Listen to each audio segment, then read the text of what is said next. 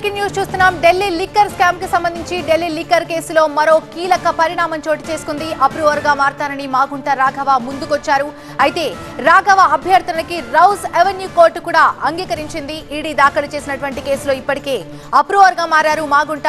తాజాగా సిబిఐ కేసులో కూడా ఆయన అప్రూవర్ గా మారటానికి ఒప్పుకున్నారు. మాగుంట రాఘవ మారటం విశేషంగా కనిపిస్తోంది.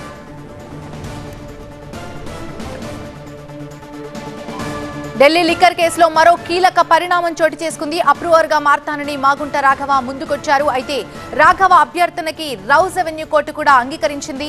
ఈడీ దాఖలు చేసినటువంటి కేసులో ఇప్పటికే అప్రూవర్ గా మారిన విషయం తెలిసిందే. అయితే తాజాగా సిబిఐ కేసులో కూడా ఆయన అప్రూవర్ గా మాగుంట రాఘవ మారటం ఇప్పుడు విశేషంగా కనిపిస్తోంది. ఇప్పటికే ఆయన అప్రూవర్ గా మారిన విషయం తెలిసిందే.